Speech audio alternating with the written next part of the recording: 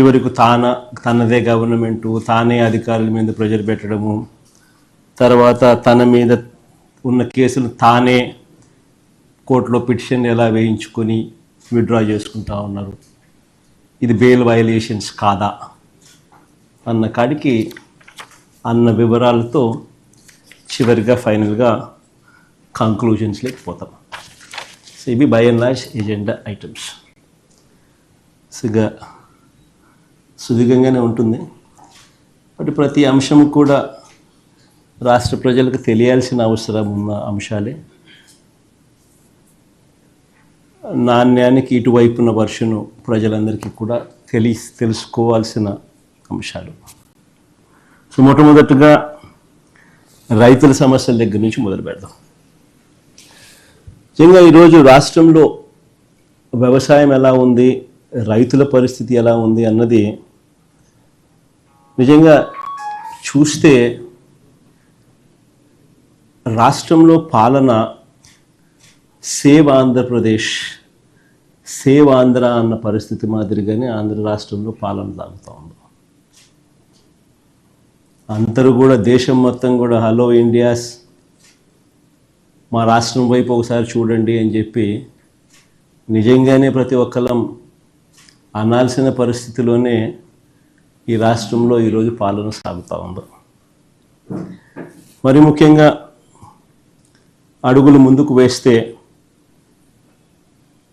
వ్యవసాయం అన్నది 62% జనాభా దాని మీద ఆధారపడి ఉన్న సెక్టర్.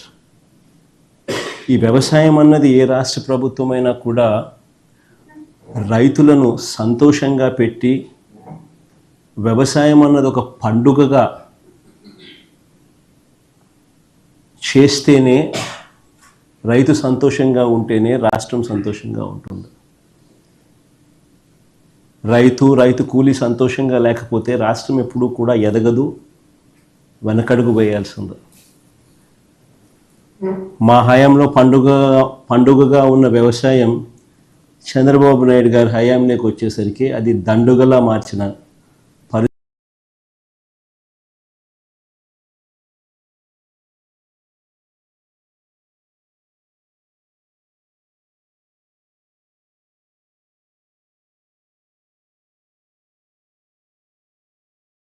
62% జనాభా దాని మీద ఆధారపడి ఉన్న సెక్టర్. ఈ వ్యవసాయం అన్నది ఏ రాష్ట్ర ప్రభుత్వమైనా కూడా రైతులను సంతోషంగా పెట్టి, వ్యవసాయం అన్నది ఒక పండుగగా చేస్తేనే, రైతు సంతోషంగా ఉంటేనే రాష్ట్రం సంతోషంగా ఉంటుంది. రైతు కూలీ సంతోషంగా లేకపోతే రాష్ట్రం ఎప్పుడూ కూడా ఎదగదు, వెనకడుగు వేయాల్సింది. మా హయాంలో పండుగగా ఉన్న వ్యవసాయం చంద్రబాబు నాయుడు గారి హయాంలోకి వచ్చేసరికి అది దండుగలా మార్చిన పరిస్థితుల మధ్య ఈరోజు రాష్ట్రంలో వ్యవసాయం కొనసాగుతూ ఉంది. మొన్న ఈ మధ్యకాలంలోనే మనమంతా కూడా మోంతా తుఫాను ఇంకా మన మనసుల్లో నుంచి ఇంకా చెరిగిపోలేదు, మననే కనిపిస్తూ ఉంది.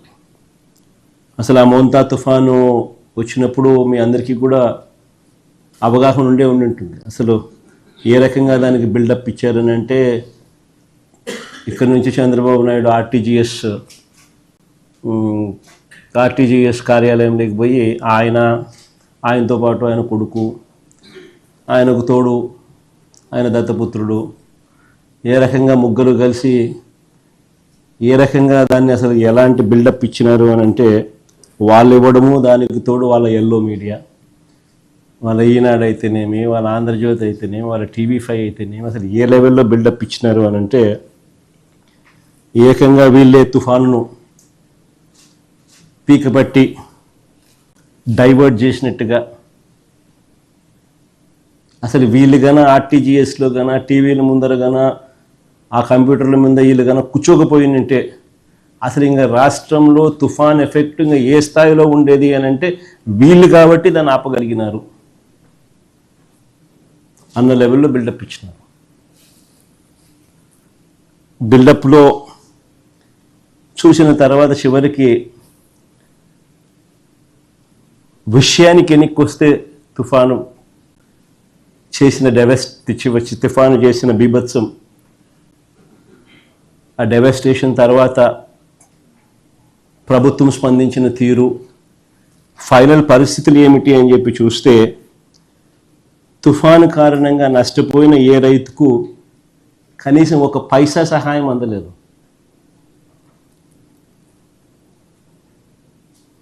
ఆశ్చర్యం ఏమిటి అని అంటే దాదాపుగా 15 లక్షల ఎకరాలను తగ్గించేసి 4-5 లక్షలు కుదించేసినారు. పోనీ కుదించిన దానికన్నా కానీ కనీసం నష్టపరిహారం ఇచ్చారా అని అంటే అది లేదు, ఓ పైసా ఇలా. సరే, ఈ తుఫాను మోంతా తుఫాను గురించి పక్కన పెట్టండి.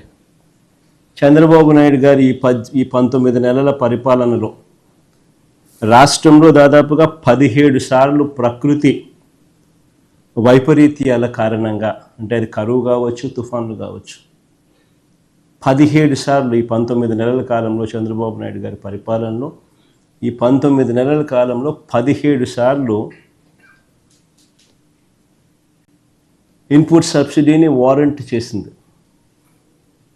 ప్రకృతి వైపరీత్యాల వల్ల రైతులు కరువు వల్ల అయితేనేమి, తుఫాను వల్ల అయితేనేమి, తుఫాన్లు అయితేనేమి, కరువులు అయితేనేమి, అకాల వర్షాలు అయితేనేమి, రైతుల జీవితాలు చిన్నాభిన్నమై ఏకంగా 17 సార్లు గవర్నమెంట్ నుంచి ఇన్పుట్ సబ్సిడీ అన్నది రైతులకు రావాల్సిన పరిస్థితి. దాదాపుగా 1100 కోట్ల రూపాయలు ఇన్పుట్ సబ్సిడీ బకాయిలు.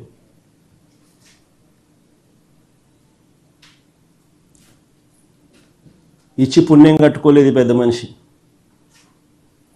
కట్టుకోకపోగా పైగా ఈ పెద్ద మనిషి రావడం, వస్తూనే రైతులకు ఇంతకు ముందు వరకు కూడా హక్కుగా ఉచిత పంటల బీమా అన్నది మా ప్రభుత్వ హయాంలో, వైఎస్ఆర్సీపీ ప్రభుత్వ హయాంలో హక్కుగా రైతులకు ఉచిత పంటల బీమా అనేది రైతులకు దక్కుతూ ఉండేది.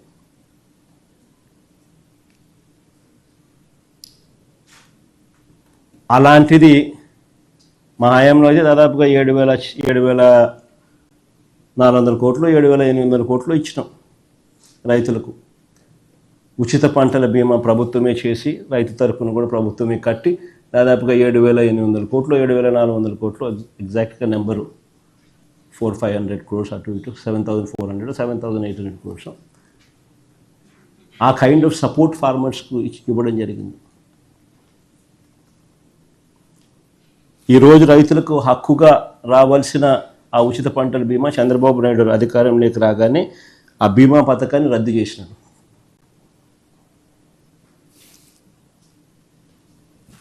రైతుల పరిస్థితి ఈరోజు ఒకవైపున ఇన్పుట్ సబ్సిడీ రాదు, మరోవైపున రైతులకు హక్కుగా రావాల్సిన ఇన్సూరెన్సు సొమ్ము చంద్రబాబు నాయుడు పుణ్యాన రాకుండా పోయింది. రాష్ట్రంలో దాదాపుగా 84 లక్షల మంది రైతులు దాదాపుగా వ్యవసాయంలో ఉంటే 84 లక్షల దానికి కేవలం 19 లక్షల మంది రైతులు మాత్రమే ఇన్సూరెన్స్ చేసుకున్న పరిస్థితి.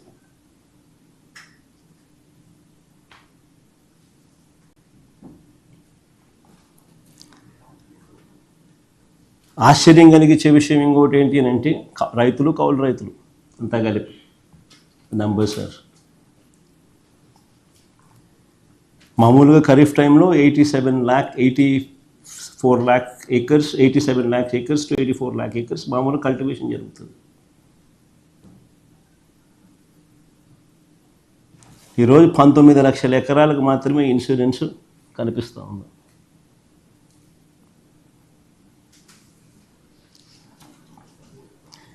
మిగిలిన వారి పరిస్థితి ఏమిటి అని అడుగుతా ఉన్నా.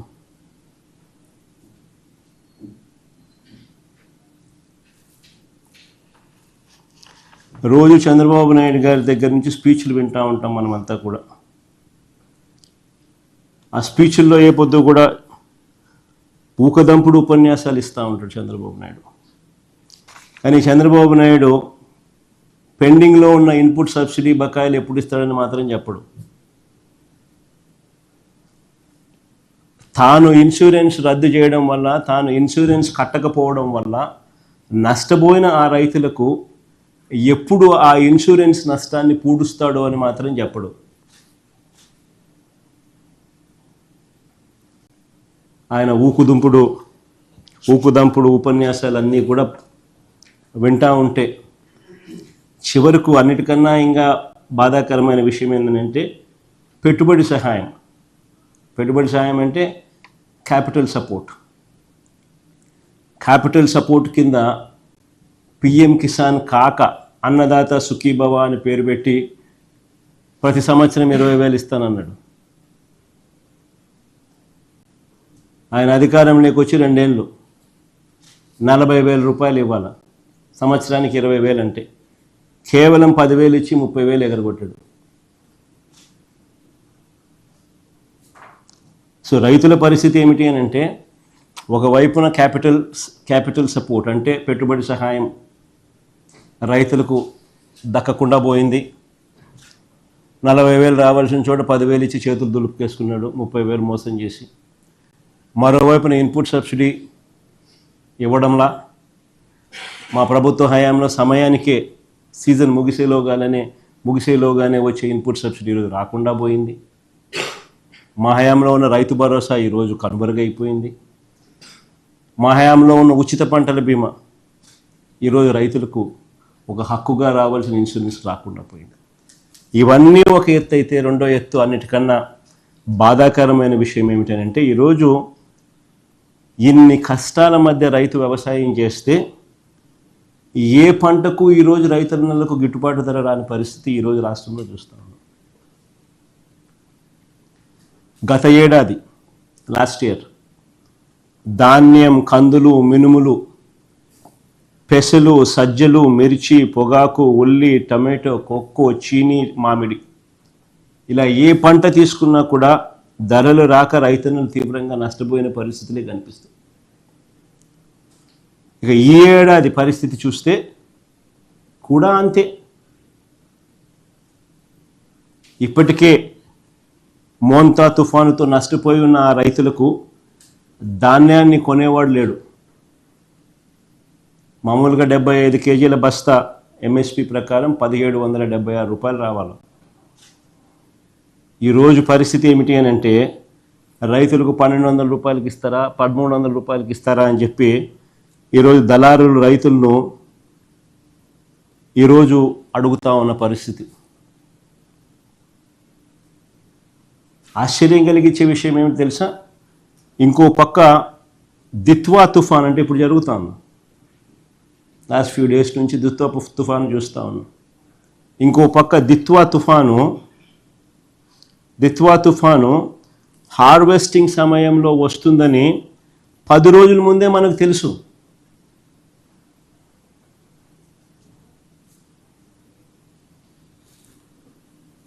కోసిన పంట కళాల మీదే ఉందని తెలుసు.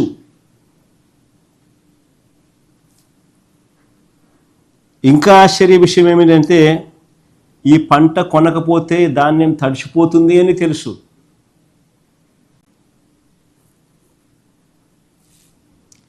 రైతులు ఇప్పుడే దెబ్బతిని ఉండారు.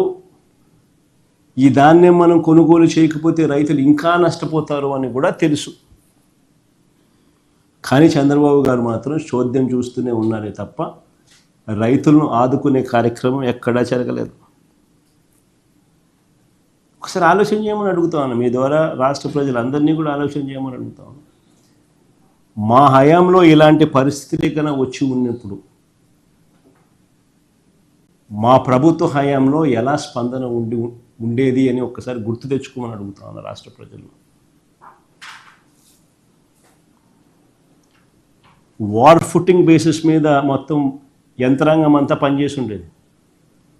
వెంటనే గన్నీ బ్యాగ్స్, వెంటనే వాటి మీద సప్లై అయి ఉండేది. లాజిస్టిక్స్ కోసం లారీలు వెంటనే రంగంలోకి దిగి ఉండేటివి. ఆర్బీకేలు వెంటనే యాక్టివేట్ అయి ఉండేటివి. పంట కొనుగోలు వర్షానికన్నా మునిపే టక టక టక టక టక టక కొనుగోలు చేస్తుండేవాళ్ళు.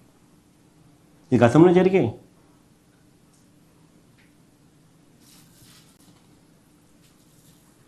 ఈరోజు ఎంత దారుణమైన పరిస్థితి ఉంది అని అంటే రైతులు ఎలా పోయినా కూడా కనీసం పట్టించుకునే నాతులు లేని పరిస్థితిలో ఉంది. వరి రైతులే కాదు, ఈరోజు అరటి చూసినా అదే పరిస్థితి, మొక్కజొన్న చూసినా అదే పరిస్థితి, పత్తి చూసినా అదే పరిస్థితి, కొబ్బరి చూసినా అదే పరిస్థితి, వేరుశెనగ చూసినా కూడా అదే పరిస్థితి. ఏ పంటకు రేట్లు లేవు. చివరికి ఏ స్థాయిలో ఉంది అని అంటే కేజీ అరటి ₹10 అంట. కేజీ అరటి పన్ను ₹10. ఇంకా రైతులు ఎలా బతుకుతారని అడుగుతా ఉన్నా.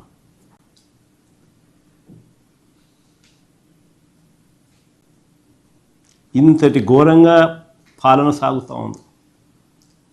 అదే ఒకసారి గతంలో మా ప్రభుత్వ హయాంలో ఒకసారి పాలనను గుర్తు తెచ్చుకుంటే ఇలాంటి పరిస్థితులు, ఇలాంటి సందర్భాలలో వైఎస్ఆర్సీపీ ప్రభుత్వ హయాంలో గతంలో అప్పట్లో అరటి చీనీ రైతుల కోసం ఏకంగా ప్రత్యేక రైళ్లు నడిపాం.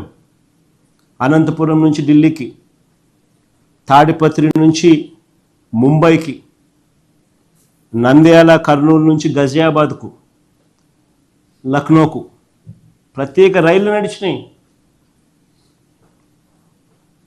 దీనివల్ల రైతులకు దళారీ బెడద తప్పింది.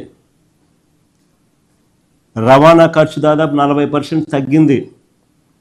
ఎక్స్పోర్ట్స్ సైతం పెద్ద ఎత్తున అవైలబిలిటీ లేకొచ్చింది.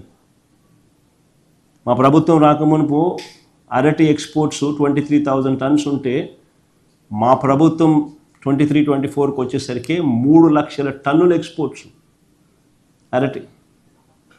ఇది ఎక్కడ 23,000, ఎక్కడ 3 లక్షల టన్నులు. ఎక్స్పోర్ట్స్ సైతం పెద్ద ఎత్తున అవైలబిలిటీలోకి తీసుకొచ్చినాం.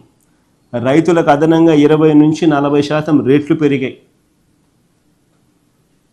మరి ఈ ప్రభుత్వం ఏం చేస్తూ ఉందని అడుగుతాను. చంద్రబాబు నాయుడు అనే వ్యక్తి ఏం చేస్తూ ఉన్నాడని అడుగుతా ఉన్నా. నిద్రపోతున్నాడా?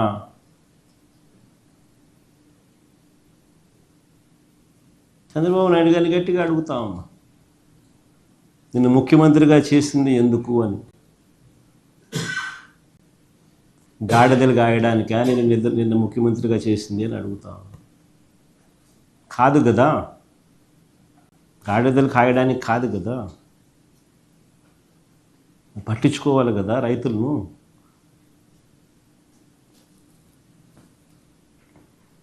చివరిగా చంద్రబాబు నాయుడు గారి ప్రభుత్వం